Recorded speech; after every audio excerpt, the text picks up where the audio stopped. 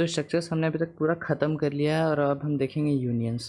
तो देखो स्ट्रक्चर्स और यूनियंस पूरा सेम होता है लगभग, ठीक है। स्ट्रक्चर और यूनियन पूरा सेम होता है, मतलब इसका जो डिक्लेयरिंग का सिंटेक्स है, इसका वेरिएबल्स का जो इनिशियलाइजिंग का टेक्निक है, फिर डॉट ऑपरेटर कैसे यूज़ होता है, पॉइंटर्स कैसे होता है, सारा का सारा लगभग सेम वर्क करता है।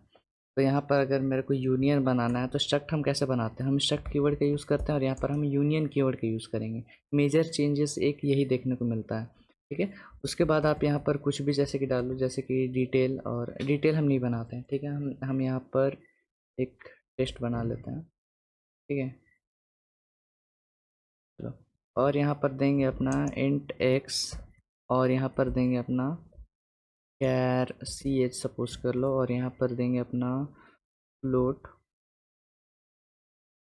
नम दे देंगे, या फिर एफ दे लेते हैं शॉर्ट में, ठीक है। चलो, हमने यहाँ पर ऐसा कुछ बनाया है, या फिर इसको वाई दे लेते हैं। चलो, सेम तरह से मेरा वर्क करता है। हमने यहाँ पर बस क्या चेंज किया, स्ट्रक्ट की जगह पर यूनियन रख दिया, ठीक है। फिर आपको अगर इसका वेरिएबल बनाना है तो आप लिखोगे यूनियन टेस्ट u1, ठीक है। ऐसा आपने लिख दिया यहाँ पर, देखो तो सारा सेम चलता है। फिर इसको आप चेंज कैसे करोगे u1 का डॉट एक्स में, तो आप लिखोगे u1 dot X is equals to 9, और फिर ऐसे ही सारा, जैसा कि मेरा सारा डॉट ऑपरेटर स्ट्रक्चर में वर्क करता था, कुछ उसी तरह से यहाँ पर सारा में वर्क करेगा, ठीक है। और टाइप डेफ भी सारा सेम तरह से वर्क करता है, जैसा कि आप टाइप डेफ स्ट्रक्ट में करते थे, तो सारा सेम वर्क करता है। तो आप बोलोगे डिफरेंस क्या है फिर यहाँ पर, तो वही डिफरेंस हम यहाँ पर डिस्कस करेंगे। देखो डिफरेंस क्या है, स्ट्रक्चर के अंदर हम एक्स का एक सेपरेट वैल्यू रख सकते थे, सी एच का अलग सेपरेट वैल्यू, फ्लोट का अलग सेपरेट वैल्यू। लेकिन यूनियन में क्या होगा कि अगर जैसे कि मैंने यहाँ पर u1 डॉट एक्स, मतलब u1 का जो हम x बना रहे हैं, उस x में अगर हमने 8 वैल्यू रख दिया ना, तो ऑटोमेटिकली क्या होगा, ये जो कैर सी एच है इसमें भी कुछ वैल्यू स्टोर हो जाएगा इक्विवेलेंट टू 8, और y में भी कुछ वैल्यू स्टोर हो जाएगा इक्विवेलेंट टू 8। इक्विवेलेंट बोलने का ऐसा मत समझ लेना कि अब इंट एक्स है, इसका वैल्यू 8 है, तो कैर में इसका इम्प्लिसिट टाइप कन्वर्जन हो जाएगा, वो नहीं होता है, बस डेटा टाइप में कन्वर्जन होता है, ठीक है। वो हम देखेंगे, जैसे कि हम इसको सीधा सीधा आउटपुट करा लेते हैं, ठीक है। हम सी आउट कराते हैं अपना, लिखेंगे यहाँ पर u1 डॉट एक्स एंडल, और उसी तरह यहाँ पर सारा को एंडल करा लेते हैं। u1 डॉट यहाँ पर लिखेंगे अपना सी एच, यहाँ पर लिखेंगे y। तो देखो अभी तक हमने बस u1 डॉट एक्स को अपना मतलब इनिशलाइज किया है, ठीक है। लेकिन u1 डॉट सी एच में भी कुछ प्रिंट होगा, u1 डॉट वाई में भी कुछ प्रिंट होगा। इसको रन करते हैं एक बार, तो देखो 8 तो प्रिंट हुआ ही, हमने सी एच में कुछ डिक्लेयर नहीं किया था। यहाँ पर देखो बस रैंडम वैल्यू आता है, ऐसा नहीं कि ये अपना ASCII कोड पकड़ेगा, वैसा नहीं होता है। बस ये कन्वर्ट हो जाएगा किसी भी कैर वैल्यू में और वो आपको प्रिंट हो जाएगा कंप्लीट रैंडम, ठीक है। रैंडम क्यों मैं बोल रहा हूँ, क्योंकि देखो ये फ्लोट वाई है, ठीक है। अब फ्लोट वाई से क्या होता है कि आपने यहाँ पर फ्लोट वाई रखा है, तो कायदे से तो 8.0 या सिंपली 8 ही प्रिंट होना चाहिए था, लेकिन देखो ये कुछ रैंडम वैल्यू पकड़ रहा है, ठीक है। तो ये चीज़ आपको ध्यान में रखना। तो यहाँ पर आप एक इम्पोर्टेंट पॉइंट लिख सकते हो कि in union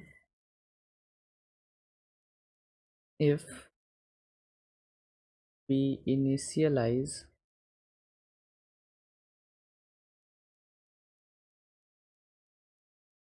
any one data,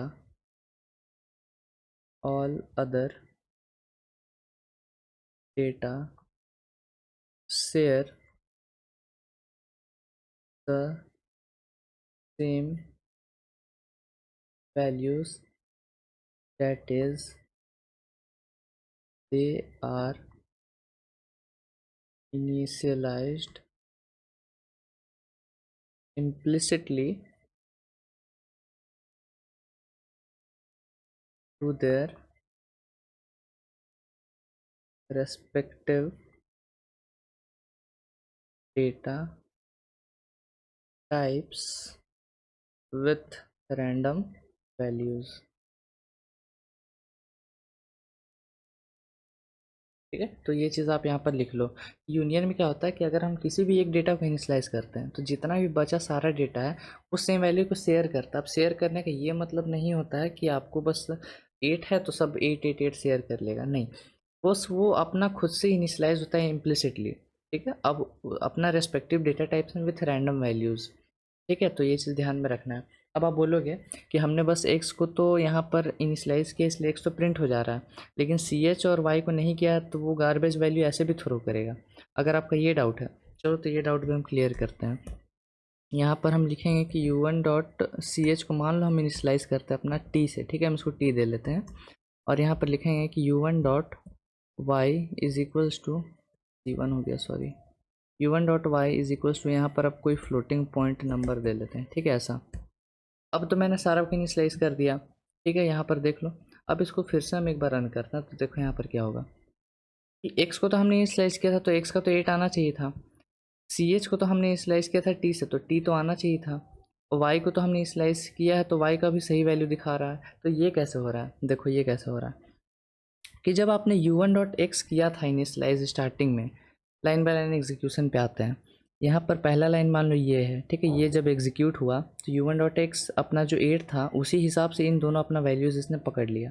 अब नेक्स्ट लाइन में गया तो U one dot C H is equal to, जैसे ही टी हुआ तो उसी हिसाब से अपना अब एक्स भी चेंज हो जाएगा, एक्स जो 8 पहले था वो ओवर राइट होके कुछ अपना रैंडम वैल्यू पकड़ लेगा इंट ही डेटा टाइप का, और फ्रूट भी सेम तरह से करेगा, जैसे कि इसको हम कमेंट कर देते हैं।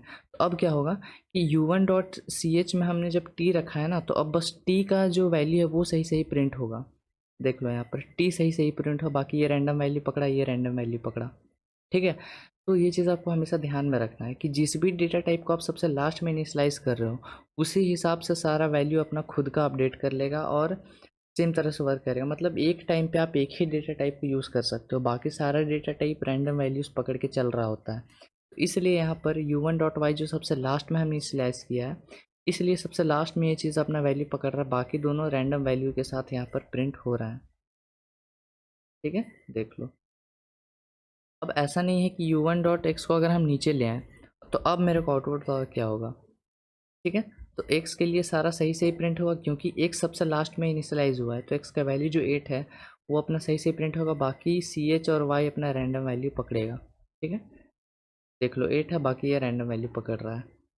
तो ये चीज़ आपको समझने की बहुत ज़्यादा ज़रूरत है कि क्या मेरा यूनियन किस तरह से वर्क करता है। यूनियन में एक टाइम पे एक ही डेटा वर्क करता है, और जैसे ही आपने उसको इनिशियलाइज़ किया, जो भी डेटा टाइप सबसे लास्ट में इनिशियलाइज़ हो रहा है वो वैल्यू बस अपना सही सही वैल्यू पकड़ेगा, बाकी सारा वैल्यूज़ रैंडम वैल्यू पकड़ के चलता है, ठीक है। तो यूनियन में बस यही डिफरेंस आता है स्ट्रक्चर्स और यूनियंस के बीच में, बाकी आप देखोगे तो सारा चीज़ सेम है, मतलब सिंटेक्स बाकी सारा का सेम है, फंक्शन में कैसे पास करते हैं वगैरह सारी चीज़ें सब सेम होती है इसमें भी, ठीक है। और बाकी यूनियन को इतना सीरियस नहीं लेना है, बस आपको इतना भी ध्यान में रखना है कि एक टाइम पे एक ही डेटा वर्क करेगा और जो सबसे लास्ट में इनिशियलाइज हुआ है बस वही सही वैल्यू पकड़ेगा, और आपको उसी को यूज़ करना है, क्योंकि आप देख रहे हो कि बाकी अगर किसी को भी आप यूज़ करोगे तो फिर वो सही सही आपको, मतलब जो आप डिज़ायर्ड रिजल्ट चाहते हो वो आपको नहीं देगा, ठीक है। तो इसका बाकी आप थ्योरी सर्च कर लेना इंटरनेट पे, जैसे कि कहाँ पर आप यूनियन को यूज़ कर सकते हो। जनरल देखो, जनरल यूसेज इसका आता नहीं है, ठीक है। आप जनरली अपना, अगर आपको ऐसा कुछ भी बड़ा डेटाबेस बनाना हो तो आप क्लासेस का ही यूज़ करोगे या मेजरली स्ट्रक्चर्स का ही यूज़ करो, क्योंकि वहाँ पर ये प्रॉब्लम नहीं आता है, ठीक है। और इसका भी साइज़ वगैरह आप देख लेना कैसे कैसे वर्क करता है, वो सब डीप में जाने की ज़रूरत नहीं है इसलिए मैं यहाँ पर नहीं बता रहा हूँ, ठीक है। तो फिलहाल इस वीडियो को रखते हैं यहीं पर, हम मिलेंगे आपसे नेक्स्ट वीडियो में, till then keep coding and bye bye.